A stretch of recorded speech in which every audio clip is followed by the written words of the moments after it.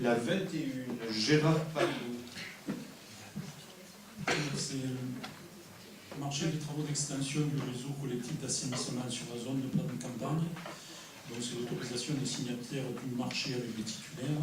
Donc la commission d'appel d'offres s'est réunie le 30/11/2015 et a attribué le marché aux entreprises Sogea Sud, Sud-Est et Sogea Sud pour un montant total de 524 354 € hors taxe.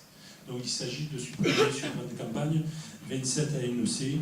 Donc les travaux débuteront en avril 2016 et ce jusqu'à fin 2017 en 3 tranches, une ferme et 2 conditions.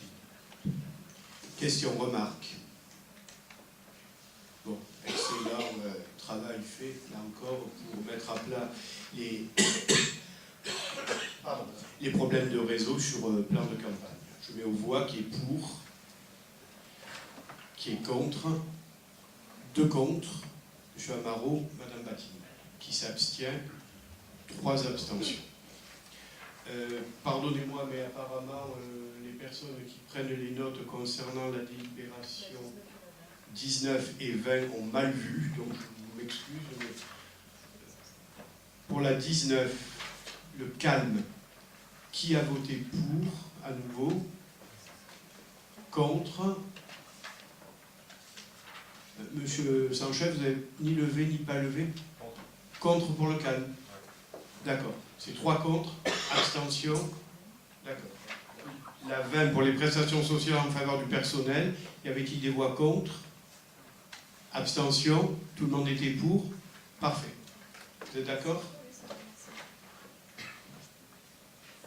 Pour la 21, donc ça a été noté.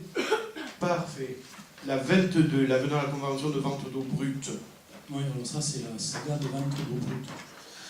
Donc là c'est un nouvel avenant à la convention de vente d'eau brute entre la commune d'Épinay-Mirabeau et la communauté urbaine de Marseille-Provence Métropole.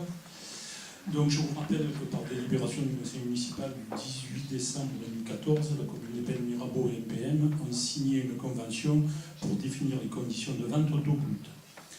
Afin de définir au plus juste ses besoins en eau brute, la commune a demandé une période d'observation d'un an. Donc on est arrivé au bout de cette période d'observation d'un an.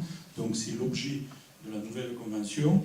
Donc avec l'avenant numéro 1, donc cette nouvelle convention intègre premièrement le souhait de la commune de pouvoir moduler chaque année sa dotation en eau brute et deuxièmement de pouvoir vérifier les appareils de comptage lorsqu'on le jugera utile. C'est ces appareils de comptage qui vont déterminer notre consommation, et ce, au minimum, une fois tous les 7 ans. Et ensuite, il y a une deuxième avenant, c'est pour permettre d'ajuster la dotation aux besoins réels qui ont été mesurés en 2015.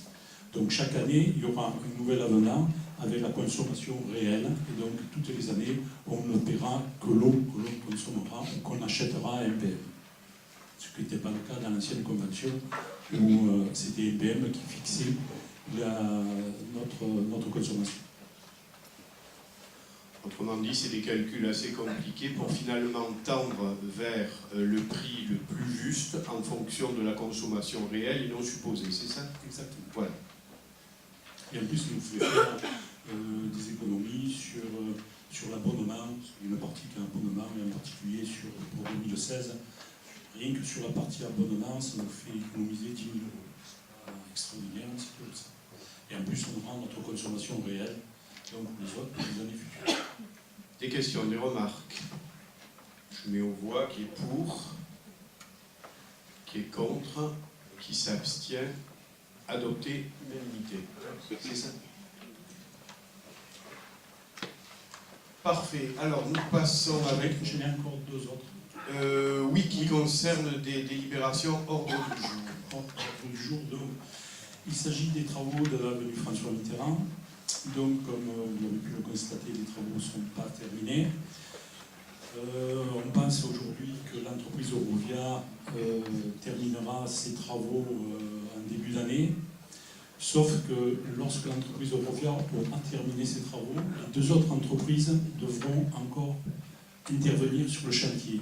C'est le cas pour l'entreprise Vigie pour les réseaux humides et l'entreprise INEO pour les travaux secs.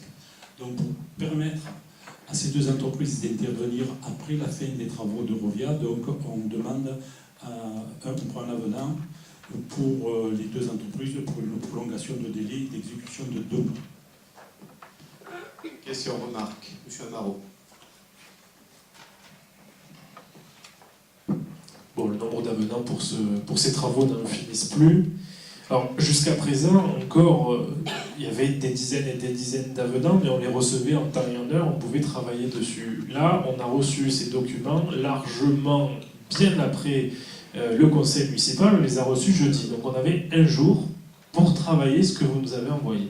Donc, au-delà de nous envoyer des dizaines et des dizaines d'avenants, maintenant, ils arrivent un jour avant le conseil municipal, un jour ouvré. Bon, ben, c'est bien, continuons comme ça. La prochaine fois, on les aura 1 heure avant, on les découvrira là en rentrant avant d'arriver pour les travailler. Donc, on ne prendra pas part au vote parce qu'on ne peut pas prendre position sur des choses qu'on n'a pas pu travailler, c'est pas possible. C'est de bonne pratique. Je vous rappelle que c'est qu'une prolongation de délai pour permettre aux deux entreprises d'intervenir. C'est que 10 millions, c'est qu'une. Oui, Non, mais c'est Gérard, c'est de bonne pratique. Il n'y a aucune incidence financière, c'est de bonne pratique. Je mets aux voix qui est pour, qui est contre, qui s'abstient. Donc tout est pour, tout le monde est pour, pardon, sauf M. Amaro et Mme Battini qui ne participent pas au vote. On est bien d'accord. Ça, c'est une par une, même que ce soit la même logique, une par une. Ça, c'était pour la première. Pour la deuxième, qui est pour, qui est contre, qui s'abstient, de non-participation au vote, comme tout à l'heure. Merci.